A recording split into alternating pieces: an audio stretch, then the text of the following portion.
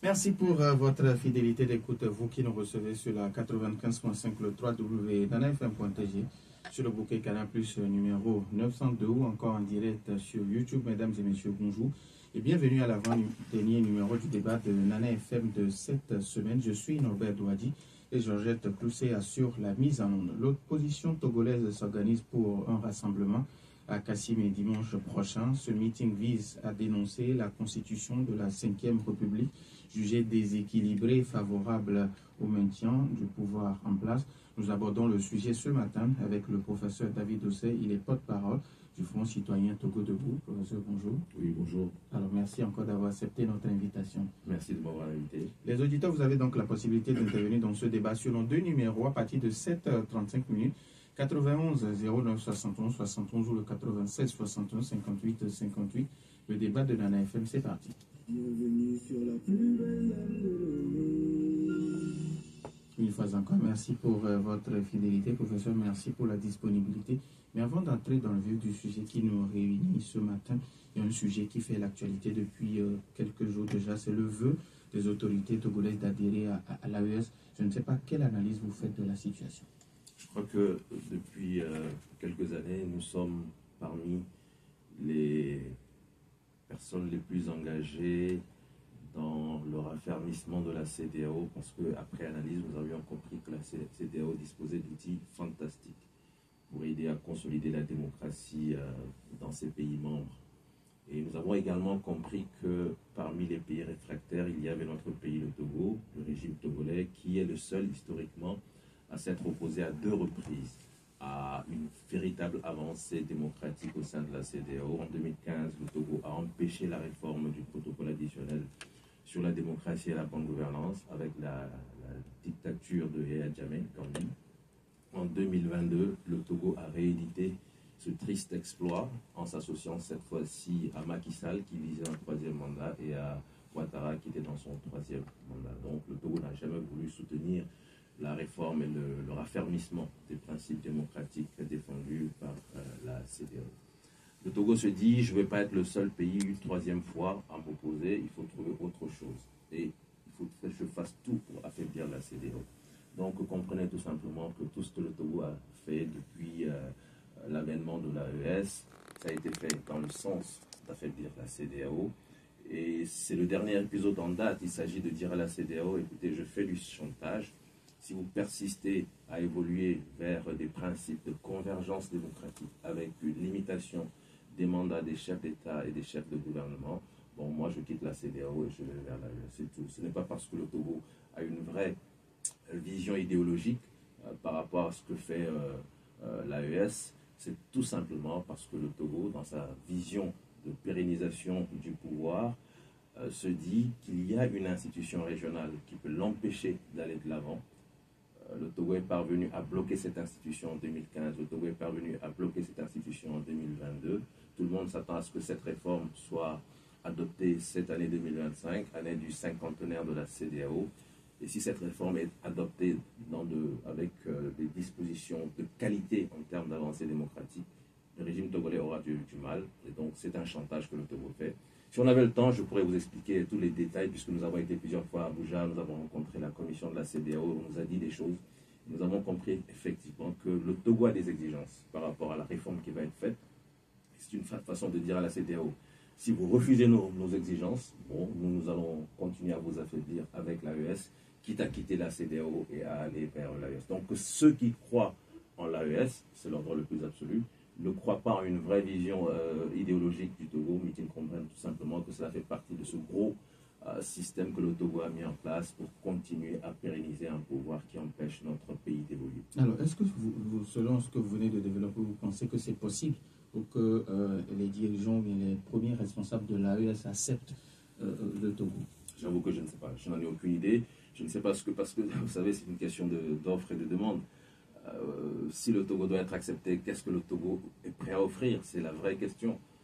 Et ça, sincèrement, je suis incapable de vous apporter une réponse parce que, je me répète, ça n'a rien d'idéologique. C'est une question d'intérêt, de régime à la tête de pays. Le régime togolais fait du chantage vis-à-vis d'une institution.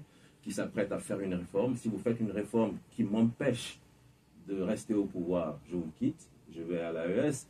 Je vais à l'AES, qu'est-ce que j'offre à ces différentes juntes pour qu'elles comprennent qu'elles ont intérêt à accepter le Togo en leur sein? Je ne sais pas ce que le Togo est prêt à offrir, mais tout reste possible. Alors, revenons au rassemblement du dimanche prochain.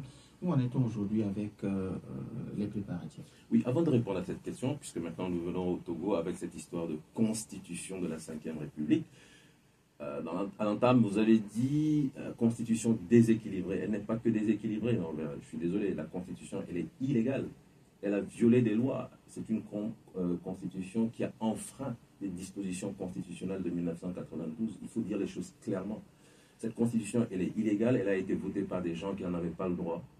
Adoptée dans des conditions inacceptables. Certains, je reprends les qualificatifs utilisés par un ambassadeur. Ce qui a été fait est illégal, non transparent et non inclusif. Bon, une fois que cela est dit, qu'est-ce qu'on fait? En tant que citoyen, est-ce qu'on se tait? Est-ce qu'on accepte qu'on n'est pas dans un état de droit? Est-ce qu'on accepte qu'on continue de nous marcher dessus sans rien dire? Ou est-ce qu'on réagit? Et nous avons décidé de poursuivre, en tout cas dans l'action, dans la réaction, après ce qui a été fait. Avant d'en arriver encore à dimanche, permettez juste que je fasse un petit parallèle avec ce qui s'est passé en Corée du Sud récemment. Vous avez un président, voilà un pays démocratique, vous avez un président qui, à un moment donné, avait des difficultés politiques et décide simplement de décréter la loi martiale. Vous avez vu là où ça l'a conduit. Il s'est cru à un moment donné plus intelligent que tout le monde, il s'est cru à un moment donné au-dessus des lois de son pays. Il a décrété une simple loi martiale, il a été destitué et je ne sais pas s'il est sorti de prison, mais il a été en prison en tout cas. Voilà un pays où personne, je dis bien, personne n'est au-dessus de la loi. Le pays n'appartient pas au président. Le pays appartient au peuple. Voilà, donc dans ce pays, donc je reviens chez nous au Togo, où on décide comme ça, simplement, de s'enfermer, de réécrire notre constitution et de nous l'imposer dans plusieurs versions différentes. Vous avez parlé de déséquilibre. C'est vrai qu'il y a du déséquilibre parce qu'aujourd'hui, on a une constitution qui attribue de façon totalement abusive tout un pouvoir à un poste dénommé président du Conseil des ministres. Il a tous les pouvoirs. Quand il va faire sa déclaration de politique devant le Parlement, lui n'a pas été élu. Mais quand le Parlement dit « je ne suis pas d'accord », ce n'est pas le Parlement qui le destitue. Le Parlement qui n'est pas d'accord va être destitué. Voilà comment nous marchons sur la tête dans notre pays. Et on voudrait, je pense que le rêve de ceux qui nous dirigent, c'est que nous, Togolais, nous puissions nous taire, que nous acceptions l'inacceptable. Je pense que l'inacceptable ne sera plus jamais accepté. Même si nous n'avons pas la force de changer les choses, en tout cas, au moins, nous allons le dire. Donc, c'est inacceptable et nous sommes totalement en soutien avec les 3 organisations qui ont annoncé le meeting de dimanche. Nous, quand je dis nous, en tant qu'acteurs de la société civile d'abord, mais surtout en tant que citoyen togolais. Moi, je voudrais aujourd'hui abandonner cette casquette de responsable d'organisation de la société civile. Je suis citoyen togolais. Voilà ce que nous vivons en tant que citoyen togolais. C'est inacceptable. Et en tant que citoyen togolais, s'il y a une action qui est prônée par une organisation, qu'elle soit politique ou de la société civile, m'invitant à venir dénoncer cette illégalité, je vais participer. Et c'est donc en tant que citoyen togolais que je serai présent au meeting du dimanche 23. Et je pense que les préparatifs avancent. J'ai vu déjà en termes de communication des choses se faire sur les réseaux sociaux. J'ai écouté des gens sur les médias. Et je reste convaincu que le dimanche, en tout cas, les Togolais qui vraiment ont du mal à comprendre ce qui se passe, ont du mal à accepter ce manque de respect. On nous méprise, on nous méprise. Je suis convaincu que les Togolais sortiront. La peur, les gens évoquaient la peur, c'est vrai, la peur, on a tous peur. Mais à un moment donné, quand vous êtes dos au mur, je pense que vous n'avez plus peur. Là, vous avancez, vous répondez présent. Alors, professeur, pardon, est-ce que les autorités ont déjà pris position sur la tenue de l'événement? Je ne sais pas. Il faudra peut-être que nous puissions en discuter avec les responsables des organisations qui ont lancé cet appel. Nous soutenons l'action, nous y serons, nous y serons. Alors, qu'est-ce que les autorités vont dire? Elles vont s'opposer? Pour quelle raison? Pour quel motif? C'est vrai qu'aujourd'hui, on peut se retrouver en prison pour avoir écrit un poème, je pense à Affectio. C'est vrai que c'est comme ça qu'on évolue au Togo. C'est vrai que le Togo n'est pas en état de droit, c'est une certitude. Donc on peut évoquer n'importe quoi pour empêcher. Je pense que la honte, c'est quelque chose qu'on a dépassé au Togo. Je sais qu'ils peuvent décider sur n'importe quel motif fallacieux d'empêcher. Mais j'espère qu'ils ne commettront pas cette bêtise. Alors, qu'est-ce que vous allez concrètement dire aux populations qui vont faire le déplacement ce dimanche? Alors, si moi j'y suis et si j'ai la parole, je pense que le message ne changera pas. Ce qui s'est passé l'année dernière dans notre pays est inacceptable parce qu'à un moment donné, des gens qui avaient pendant des décennies régenté notre pays étaient en train de réfléchir à un nouveau stratagème pour continuer de tirer les ficelles, continuer de conserver le pouvoir politique au Togo. Cela signifie quand même qu'ils ont une conception toute particulière du pouvoir. Cela veut dire que pour eux, le pouvoir politique, en fait, c'est un patrimoine. C'est un patrimoine familial, c'est un bien familial. Et après des élections truquées, après la violence, après l'instrumentalisation de la justice, aujourd'hui, la trouvaille, c'est on réécrit une constitution à la place du peuple. Et on vient simplement l'imposer au peuple. Et le peuple est tenu d'accepter. Il doit se taire, il ne doit pas réagir, et il doit marcher droit, filer droit, accepter cette nouvelle règle qu'on lui impose. Et surtout que cette règle, elle institue un système de présidence à vie. Un président du Conseil des ministres, vous l'avez dit, un pouvoir totalement déséquilibré, qui a tous les pouvoirs, qui n'a pas de limitation de pouvoir, qui ne peut pas être destitué par le Parlement, mais finalement, qu'est-ce qui peut le destituer? Qu'est-ce qui peut le destituer? Donc il est là à vie. Et c'est une façon de nous dire, le Togo, même si on proclame que c'est la République du Togo, c'est une monarchie. Et il faut dire cela au peuple, continuer de le dire. Et dire aux gens que partout où vous allez, les gens disent qu'on ne vous comprend pas, le Togolais. Comment est-ce que vous pouvez accepter cela? C'est vrai qu'il y a des problèmes dans tous les pays, mais quand même, les gens respectent un peu leur peuple. Les gens ont un peu d'égard pour leur peuple. On ne se comporte pas ainsi vis-à-vis des populations. Et ça, il faut que les Togolais réagissent parce que partout où nous allons, les gens nous disent mais on a le sentiment que les Togolais, finalement, ils ont baissé les bras. Ils acceptent tout. On peut tout leur faire, tout leur dire, tout leur imposer et ils vont l'accepter. Non. Moi, je leur réponds non, c'est pas vrai. Les Togolais, ce sont des gens fiers. Ce sont des gens dignes. Ce n'est pas parce qu'ils se taisent qu'ils acceptent. Et je vous assure, c'est ce que je leur réponds. Regardez ce qui s'est passé dans l'histoire de notre pays. Regardez 2005, regardez 2017. C'est le peuple togolais qui a agi. C'est le peuple togolais qui a réagi. C'est vrai que ça n'a pas abouti au changement qu'on a souhaité. Mais c'est ce même peuple qui, à un moment donné, va se lever. Je ne sais pas quand, je ne suis pas le bon Dieu. Mais nous allons continuer à parler le même langage de vérité, le même langage de paix. Parce que ce que nous nous disons, c'est pour une vraie cohésion nationale. Ce qui est en train de se faire, c'est en train de détruire la nation togolaise. Ceux qui nous dirigent sont en train de détruire notre nation. Nous voulons reconstruire une nation. Nous voulons autre chose pour notre peuple. Nous avons une vraie vision de nation développée, unie pour le Togo. Alors, professeur, hier, un auditeur écrivait sur la page de Nana FM, la date du 23 mars s'annonce donc comme un test majeur pour l'opposition togolaise et la société civile. Est-ce que vous en êtes conscient, professeur? Je crois qu'effectivement, il n'a pas tort, mais ça reste aussi un test majeur pour le peuple togolais. Est-ce que le peuple togolais est ce peuple fier, debout, toujours debout, Togo debout? C'est ce que dit l'hymne du Togo, luttons sans défaillance. Ou est-ce que c'est devenu un peuple défaillant? C'est la vraie question. Moi, je suis convaincu que le peuple togolais est encore debout, est toujours debout, et qu'il va continuer de lutter sans défaillance. Et donc, dimanche, j'y serai. Et j'invite tous les citoyens qui sont en mesure d'arriver au lieu du meeting d'arriver. Et je reste convaincu que les organisateurs feront des choses pour faciliter le déplacement de ceux qui vivent un peu loin, mais qui veulent venir. Il y a un comité d'organisation qui est là, on connaît les responsables.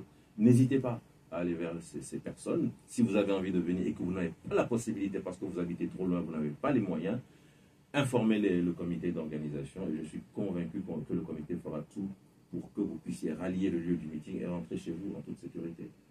Voilà. Donc, il faut montrer qu'on n'est pas d'accord. Il ne s'agit pas de rester enfermé dans sa chambre le dimanche, simplement d'aller à la plage pour le dimanche boire un verre de je ne sais quoi pour dire qu'on est citoyen. Lorsque la nation est en danger, lorsque la nation a subi un crime comme nous l'avons subi l'année dernière, parce que ce qui s'est fait, c'est un coup d'État. C'est un coup d'État constitutionnel, c'est un coup d'État contre la nation togolaise. De plus en plus, nous utilisons le vocable de coup d'État civil. c'est un coup d'État civil, mais c'est aussi délétère qu'un coup d'État militaire. Et donc, il faut mettre fin à cela. La Constitution de 1992, d'ailleurs, nous y donne droit avec son article 150 qui le dit clairement. Et en tant que citoyen, je respecte mon pays, je respecte le drapeau togolais, je respecte la Constitution de 1992 que nous avons nous-mêmes choisie en votant cette Constitution. Et je trouve celle de 2024 totalement illégale, illégitime, non transparente, non inclusive. Et ce n'est pas la Constitution du Togo. Je rappelle aux auditeurs que nous n'allons pas faire de pause, donc à partir de 7h35, vous avez nos deux numéros, 91 09 71 71 ou le 96 61 58 58. Alors professeur, la grande question qui se pose aujourd'hui, est-ce que ce meeting va changer quelque chose? Le meeting de dimanche ne va pas apporter le changement, bien sûr on en est conscient, mais nous espérons que avec tout ce qui est en train d'être fait au Togo et en dehors du Togo, vous savez, on fait beaucoup de plaidoyer et ça porte des fruits. Quand vous voyez aujourd'hui le MCC qui bat de l'aile, qui a du mal à évoluer, quand vous voyez l'Allemagne qui revient sur sa coopération avec le Togo, et même l'Union européenne qui a du mal à évoluer avec le Togo, vous comprenez qu'effectivement les gens comprennent la vraie situation, ce que nous vivons dans ce pays. Quand vous voyez Guy-Marius Sagna qui vient en tant que diplomate étranger, qui se fait sauvagement agresser, ça a fait tellement honte à nos Togolais. Et moi, ce qui m'a fait le plus honte, c'est quand j'ai entendu certains hauts dignitaires vouloir défendre cette attitude. J'ai eu honte, pas pour le Togo, mais j'ai eu honte pour ces dignitaires eux-mêmes. Je me suis dit, mais quel genre d'homme vous êtes pour comprendre, accepter, justifier qu'on puisse autant agresser sauvagement un étranger qui est venu simplement soutenir un pays pour que ce pays puisse voir la lumière et aller vers la démocratie. Voilà donc autant de situations pour lesquelles nous intervenons, nous parlons, nous faisons du plaidoyer et je vous assure que ça avance. Et je reprends même les propos de Guy-Marius Sagna qui dit, mais moi qui suis étranger, si j'ai pu me faire autant bastonner dans ce pays, imaginez après moi ce qui peut se passer sur le Togo. Voilà donc cette situation et vous me demandez si les choses peuvent changer le 23, les choses ne changeront pas le 23. Mais nous espérons que le 23 marquera quand même un nouveau départ en termes de sensibilisation, en termes de mobilisation, en termes de participation effective, en termes d'engagement. J'invite vraiment tous ceux qui sont aujourd'hui dans leur bureau, qui nous écoutent peut-être ou qui sont dans leur voiture, à être prêts le dimanche. Après la messe, il faut qu'on se retrouve à Kassémé. C'est à 14h, il n'y a pas grand-chose à faire. Ceux qui vont à la plage pour s'enjailler, je reprends un terme des Ivoiriens, laissez tomber la plage ce jour-là, ou venez d'abord au meeting et ensuite vous irez à la plage. C'est le Togo qui vous appelle.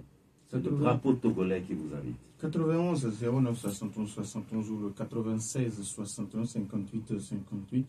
Les auditeurs ont maintenant la possibilité sur ces deux numéros. Alors, professeur, avant de recevoir les auditeurs, parce que nous avons déjà un auditeur. Nana FM, allô? Oui. Allô? Oui, bonjour. Bonjour. Pélé, comment allez-vous? Très bien. D'accord, allez-y, on vous écoute. Et vous, monsieur? Monsieur Pélé, bonjour, comment allez-vous? Et je pense que le peuple togolais est debout depuis le 13 janvier 1963. Merci. Et nous, comme président, qui sera-t-il pour élu? Tout à l'heure, quand vous posez la question que ça va changer quelque chose, c'est indiqué peut-être que ça va changer quelque chose, de quoi? Non, mais et je pense qu'aujourd'hui, jeudi, c'est comme nous étions un jeudi 4 octobre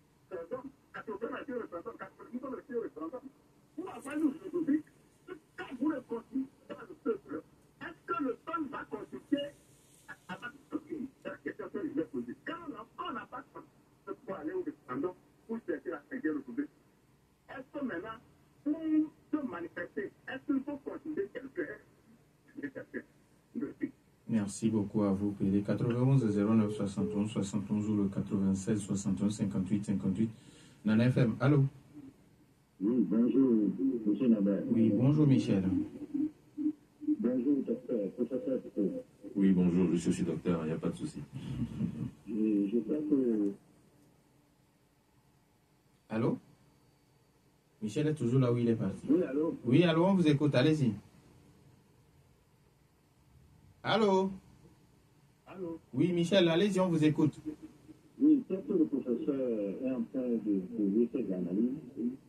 Quand vous regardez le Togo dans ses agissements, c'est totalement de l'incohérence, quoi. C'est ça qui fait peur. Vous endettez le pays à plus de 80% du PIB. Et au lieu de faire l'économie pour regarder les problèmes du pays sur le plan interne, vous augmentez les institutions, vous augmentez le nombre de députés. Nous, je ne vois pas dans quelle famille, quand on n'a pas les moyens, on augmente les dépenses de la famille. Ce qui dit que chez nous, comme l'a dit le professeur, c'est-à-dire la ronde de tout le monde. Si la ronde devait tuer, il y aura déjà un bon nombre de dirigeants togolais qui seraient super. Mais c'est quoi dans ce pays? Comment on peut changer une constitution? On n'a pas dû réviser. Changer une constitution en une nuit avec une soixantaine ou 85 de personnes. Même si vous avez de bonnes intentions, est-ce que c'est la bonne manière de le faire?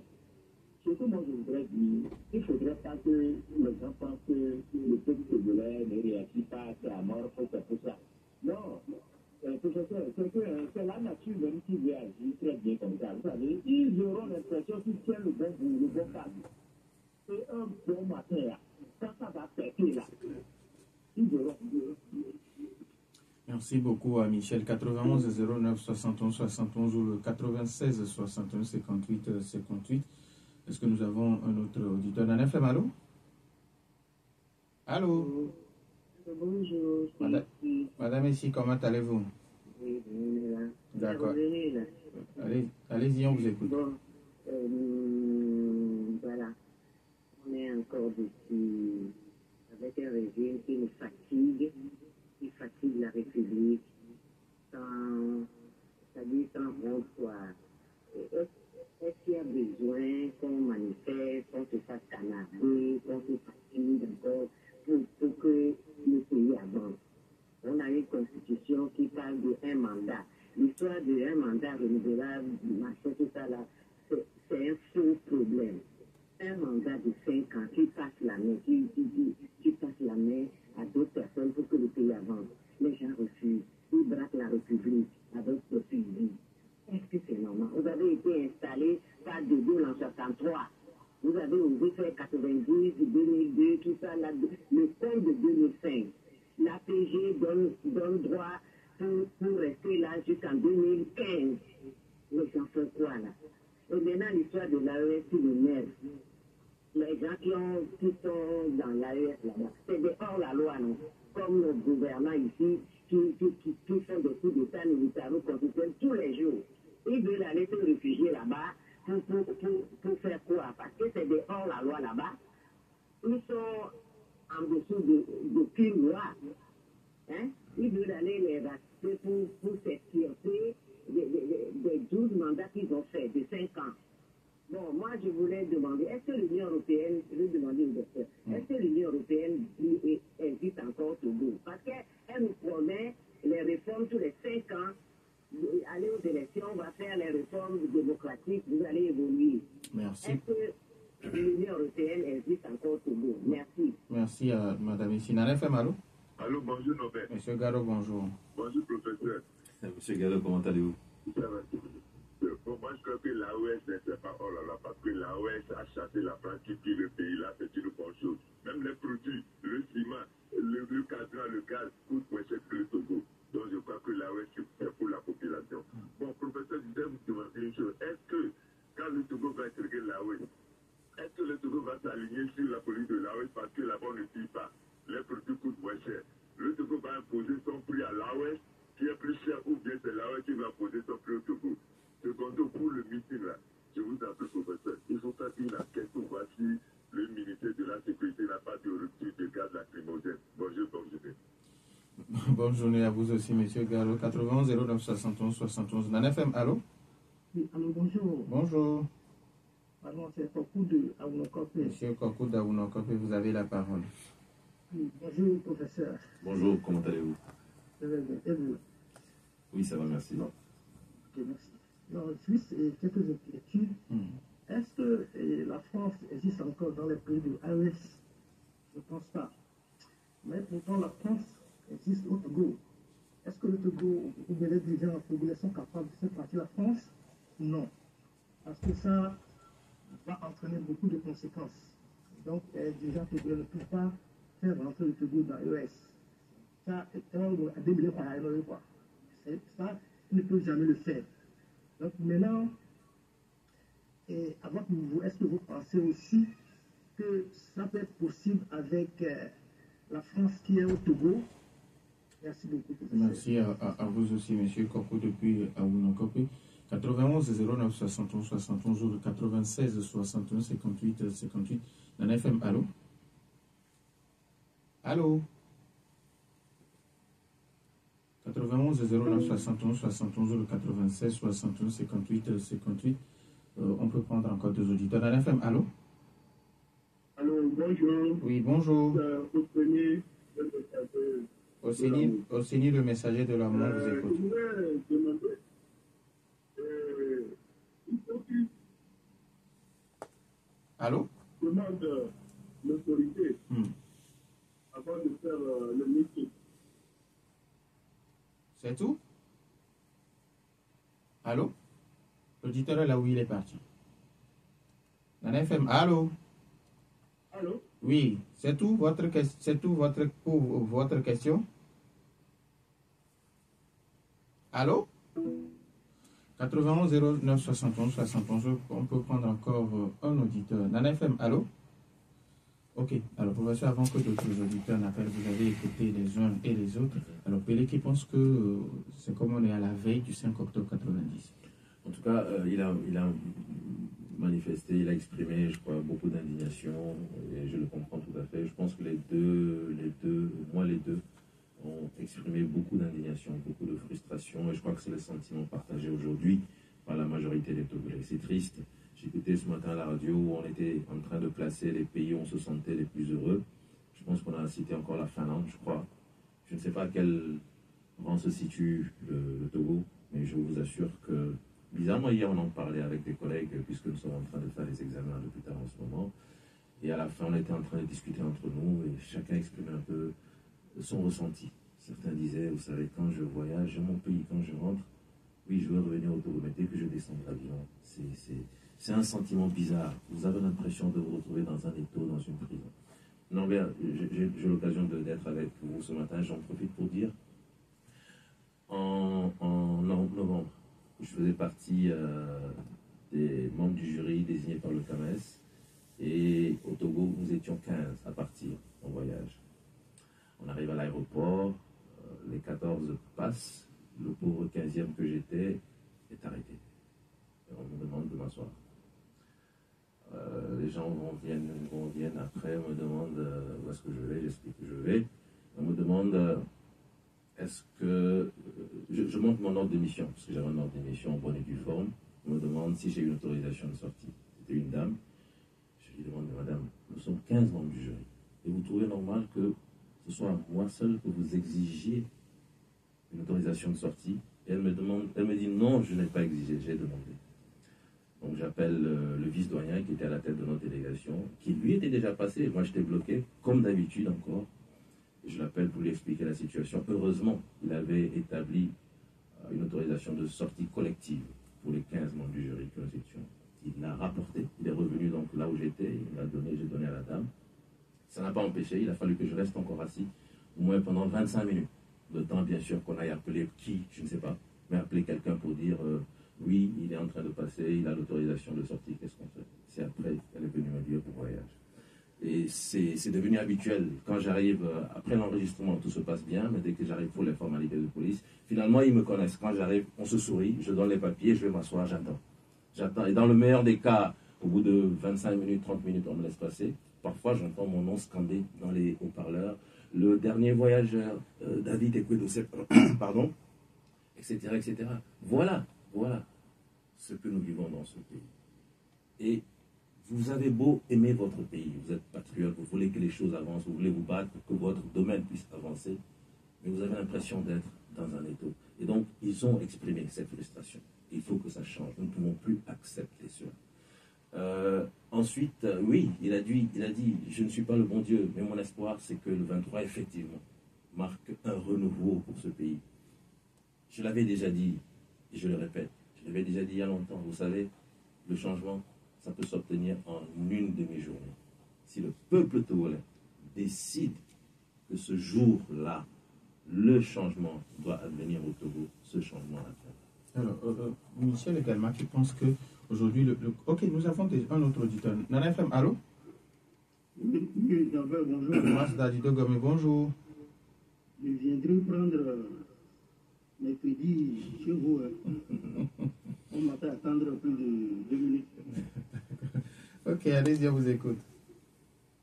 Professeur Bessel, bonjour. Bonjour, monsieur. C'est une contribution que je voudrais apporter. Je voudrais dire par là que les pays de l'AES, dès leur création, ont mis des critères de convergence pour être acceptés. Et ils l'ont bien précisé, souligné. Maintenant, avec ce meeting du 23 mars 2025, je suis sûr et certain que les États de l'Est auront leurs yeux braqués sur le Togo. Et si ce meeting est interdit ou que cela tourne mal, ce qui veut dire que c'est le Togo même qui va signer son non-acceptation au sein de l'AES. Parce que l'un des critères fondateurs de l'AES, c'est le peuple qui donne le là et non les dirigeants. Ils ont 3 critères et parmi eux, le peuple donne le là. Merci, bonne journée. Merci et bonne journée à vous aussi. Alors, vous avez suivi Master Didogo, mais Madame Essike vous demande, est-ce que l'Union européenne existe toujours au Togo? Oui, il y a toujours la délégation de l'Union européenne. Ce qui se passe, c'est que parfois vous avez le premier responsable qu'on appelle l'ambassadeur de l'Union européenne, qui parfois est très engagé pour la démocratie. Je vais simplement citer Berlinga, puisqu'il était déjà parti, je ne vais pas en citer d'autres. Mais il y en a eu d'autres, certains avec qui, en tant qu'organisation de la société civile, nous avons vraiment collaboré dans le sens déjà des discussions. Quand vous discutez de façon franche sur la situation du Togo, que ces personnalités vous disent des choses, et ça vous confirme même que parfois il y a des sanctions qui sont prises à l'encontre du Togo. Faute de démocratie, donc voilà, on décide de sanctionner le Togo. Donc ça prouve quand même que l'Union européenne existe. Elle ne peut pas aller au-delà de ses prérogatives. Mais parfois aussi, c'est vrai qu'il y a des personnalités qui sont plus effacées, qui sont moins regardantes par rapport à la situation de l'état de droit, de la démocratie. Donc l'Union européenne existe, pour répondre clairement oui, mais ça dépend parfois de celui qui est à la tête de la délégation. Alors, quand Michel pense qu'aujourd'hui, la lutte contre la corruption et tout ce qui va avec, c'est le grand problème du Togo. Il n'a pas tort. Prenez les données mondiales. Vous savez, quand vous donnez le sentiment de dénoncer parce que vous êtes citoyen togolais, on a parfois l'impression que c'est parce que vous êtes un opposant politique. Ça n'a rien à voir. Il y a des éléments tangibles qui permettent d'argumenter et de démontrer que ce que vous dites, c'est la réalité. Prenez les données mondiales sur la corruption.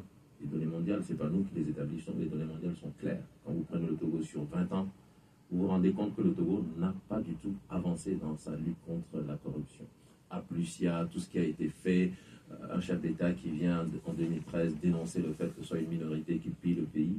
Ça n'a pas empêché la corruption de se perpétuer dans notre pays, et c'est anormal. Aujourd'hui, nous avons tellement de difficultés qu'on ne peut pas accepter que les ressources du pays soient bradées, que les ressources aillent dans certaines poches, que la corruption soit systémique. On ne peut pas l'accepter. Nous avons besoin de toutes ces ressources pour construire la santé, construire l'éducation, qui sont des maillons faibles de notre État. Le système de santé, on pourra en parler. L'assurance maladie universelle, avec toutes les difficultés, tous les déboires que cela entraîne pour les entreprises, pour les employeurs, pour les employés, le système qui est mal conçu, etc., etc. Même si dans l'essence, le principe est intéressant, parce qu'il s'agit de mettre en place un principe solidaire pour que ceux qui sont beaucoup plus riches puissent aider, soutenir ceux qui ont des besoins de santé qui n'ont pas les moyens. Donc ça, le principe est intéressant. Mais dans la mise en œuvre, il y a trop de difficultés. Donc l'assurance maladie universelle, etc., etc. Donc, et les données mondiales démontrent que, comparativement au Togo, prenez le Bénin qui a les mêmes réalités. M. Talon, il a démontré qu'il avait envie de lutter contre la corruption. Et aujourd'hui, le Bénin a fait un vrai bond qualitatif. Donc, vouloir, c'est pouvoir. On a le sentiment qu'au Togo, on ne veut pas. Alors, Mas depuis Adido Gomé, Koko depuis Aounokopé, qui aujourd'hui sont dubitatifs par rapport à l'adhésion du Togo à l'AES. Koko qui peut-être dit que la France n'est pas prête à quitter le Togo, donc ce sera impossible pour le Togo d'adhérer à l'AES. Et Mas qui pense qu'il y a des garde-fous et il y a des critères à respecter avant d'adhérer à l'AES. Moi, je voudrais vraiment, avant encore de développer par rapport à l'AES, rappeler que pour le Togo, c'est une stratégie. C'est une stratégie pour échapper à des règles qui existent déjà à la CEDEAO et ce sont des règles qui vont s'affermir. Ces règles avaient failli déjà s'affermir en 2015, puis en 2022, le Togo s'est opposé.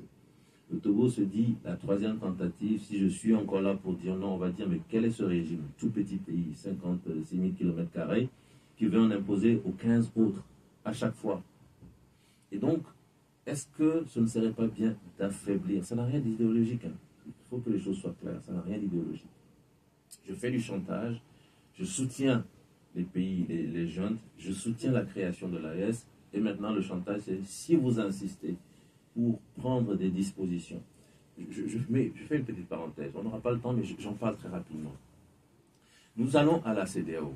Et on nous dit clairement, à la commission de la CEDEAO à Abuja, ils nous disent clairement, pendant la discussion, ce qu'on va vous dire ici, ça ne doit pas sortir. Même si vous le dites, nous on dira que ce n'est plus comme. Ils disent des choses et puis ils nous disent, vous savez, aujourd'hui il y a 2 pays qui ont des exigences. Le Togo, il le cite. Il ne cite pas le deuxième pays. Après coup, nous on finit par comprendre que c'est la Côte d'Ivoire. Mais il cite nommément le Togo, que le Togo a des exigences. Et ensuite, nous discutons avec d'autres responsables qui nous disent, vous savez, dans un régime parlementaire, on ne peut pas imposer une limitation de mandat.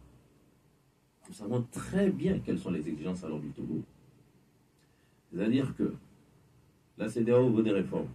Si vous voulez faire des réformes avec une limitation de mandat uniquement pour le chef de l'État, là, il n'y a pas de souci. Laissez tomber cette affaire d'AES, nous n'irons pas à l'AES. Mais si vous voulez faire une réforme en imposant la limitation des mandats au chef de gouvernement, c'est-à-dire au président du Conseil des ministres, alors là, nous allons vous quitter, nous allons continuer de vous affaiblir, nous allons soutenir l'AES. Parce que le dirigeant de la CEDEAO que nous avons rencontré par la suite nous a dit, oui, c'est vrai, il y a déjà eu 2 séances de travail entre la Commission et le régime du Togo, et il faut comprendre qu'on ne peut pas imposer une limitation de mandat au chef du gouvernement. Je le regarde droit dans les yeux. Je lui dis, monsieur, l'organe suprême de la CEDEAO s'appelle bien Conférence des chefs d'État et de gouvernement. Il me dit oui. Et vous trouvez normal que quand on va décider de limiter, on limite pour le chef de l'État, on ne limite pas pour le chef de gouvernement? Il me regarde, il me dit, bon, après on va se voir. En fait, qu'est-ce que je veux dire par là? La CEDEAO a compris que, selon les pays, le pouvoir exécutif peut être entre les mains du chef de l'État ou du chef du gouvernement. Ça dépend de chaque pays. Et donc, ils ont appelé l'organe suprême Conférence des chefs d'État et de gouvernement. Et quand on va décider de limiter, le Togo se prend un plus malin que tout le monde, imposant par chantage ou autre moyen sa vision, qui est celle d'avoir une limitation de mandat uniquement pour une partie, c'est-à-dire ceux qu'on appelle chef d'État. Mais même si le pouvoir est entre les mains du chef du gouvernement, comme ça va être le cas au Togo, ils exigent que la CEDEAO n'impose pas la limitation. Et donc, je rencontre le monsieur de la CEDEAO qui me dit « Ah oui, on ne peut pas imposer la limitation de mandat au chef de gouvernement. » J'en discute avec un ami qui est éthiopien qui me dit « Mais c'est quelle histoire ça ?» Et il me cite toute une série de pays avec des régimes parlementaires, avec une disposition limitant les mandats des chefs de gouvernement. Et donc, voilà, ils sont en train d'arriver par divers moyens à faire passer leur vision. Mais nous n'acceptons pas. par des plaidoyers, par des rencontres, nous faisons comprendre à tout le monde qu'il faut une vraie réforme du protocole, il faut une disposition limitant les mandats des chefs d'État ou des chefs de gouvernement, selon les pays. En tout cas, celui qui détient le pouvoir exécutif, le vrai pouvoir, il doit avoir un mandat limité. Alors, voilà. Quand Oseni, le messager de l'amour, pense qu'il faut avoir d'abord l'aval du ministère en charge de la sécurité avant d'organiser un meeting, je ne sais pas comment on fait pour obtenir l'aval. Nous, on écrit, la loi dit ce qu'il faut faire, la loi écrit, enfin, nous, quand on organise un meeting, on écrit, et puis l'autorité doit répondre au plus tard 72 heures avant. Et généralement, ce qui se passe, c'est que la réponse, encore une fois, viole ce que dit la loi. La réponse peut arriver 24 heures avant, 48 heures avant, en toute violation de ce que la loi dit. Mais nous faisons ce que la loi dit habituellement, c'est tout. Donc je ne sais pas comment est-ce qu'il faut faire pour avoir une réponse claire de l'autorité. Je ne sais pas. Alors, le jeudi dernier, il y a un auditeur qui posait la question à M. Gondou, parce que c'était lui mon invité du jeudi, et on lui demandait pourquoi vous ne faites pas recours à l'ONU. Aux Nations Unies, oui. Pour la situation du Togo. Alors, les Nations Unies au Togo sont représentées par le PNUD. Et sachez qu'il y a eu déjà plusieurs rencontres avec les responsables du PNUD. Peut-être pas les responsables actuels, mais lorsque le Béninois était là, lorsque le Sénégalais était là, il y a eu plusieurs rencontres. Il y a eu des écrits qui ont été envoyés, des discussions qui ont été engagées. Voilà, donc... encore, je crois qu'il faut que ce soit clair dans l'esprit de tout le monde. Hein. Vous savez, les institutions, elles ont leurs prérogatives, elles ont leurs limites. Et en première ligne, au premier rang, c'est le peuple togolais. Quoi qu'il puisse se passer dans ce pays, en première ligne de la lutte pour rétablir l'ordre constitutionnel, vous ne verrez jamais les Nations Unies, vous ne verrez jamais la CEDEAO, vous ne verrez jamais l'AES, c'est le peuple togolais qu'on attend. Vous ne verrez même pas les organisations de la société civile. Nous, on fait notre travail de plaidoyer. Les partis politiques ne seront pas en première ligne. C'est le peuple togolais. Partout où vous allez, les gens vous posent la question, mais le peuple? Les gens, je l'avais dit, ils donnent le sentiment que le peuple est résigné. Et je leur réponds que le peuple togolais n'est pas un peuple assis, n'est pas un peuple couché. Quelqu'un l'a dit tantôt, que ça va venir. Et je suis convaincu que ça va venir, mais nous ne savons pas quand, c'est tout. C'est pour ça que nous continuons notre travail de sensibilisation, d'appel à la mobilisation. Ça va arriver. Mais cette fois-ci, il faut faire en sorte que si ça advient, que ce soit définitivement pour que le changement soit une réalité dans notre pays. Il ne s'agira plus de vendanger une mobilisation comme celle qu'on avait eue dans les années précédentes. Si nous avons une vraie mobilisation cette fois-ci, il faudra vraiment que ce soit pour apporter un souffle nouveau à notre pays. Nous avons besoin d'autre chose. Quelqu'un dit tourner la page. Oui, nous avons besoin de tourner la page. Alors, professeur, si vous avez un message à l'endroit de ce peuple togolais. Ça, c'est vraiment le citoyen togolais qui s'exprime, le citoyen qui est indigné, qui en a marre, qui veut faire sa part. Affection a dit, faisons notre part, fais ta part, je veux faire ma part. Je serai dimanche 23 mars 2025 à 14h à Cassine. Je répondrai présent. Pour moi, ce ne sont même pas des organisations qui appellent, c'est le drapeau togolais qui nous appelle. C'est la nation togolaise qui nous appelle. Laissons tomber nos habits de fonctionnaires, de cadres, d'ouvriers. Nous sommes des citoyens togolais. Nous sommes des enfants de ce pays. Ce pays ne peut plus accepter d'être comme ça, dans le mépris, le manque de respect. Le pilotage a vu ce qui se passe est inacceptable. Vous savez, ça là, ça ne va jamais construire le Togo que nous voulons. Jamais. Un peuple uni, une vraie cohésion nationale. Nous voulons que ça là, ça change. Il faut arrêter ça. Il faut tourner la page. Et donc, répondons à l'appel du drapeau togolais. Le peuple togolais nous appelle, la nation togolaise nous appelle, la nation nous prie d'être présent le dimanche. Donc allons-y, levons-nous, allons-y, allons écouter ce qui va être dit. Soyons nombreux. Et je suis convaincu que ce sera le début de quelque chose qui va nous permettre enfin de respirer. Nous disons merci au professeur David Dossé, porte-parole du Front citoyen Togo Debout. Merci également à vous, chers auditeurs, pour votre fidélité d'écoute à Nana FM. Fin de ce débat, mise en onde par Georgette Clousset. Je suis Norbert Douadi. Bonne suite de nos programmes.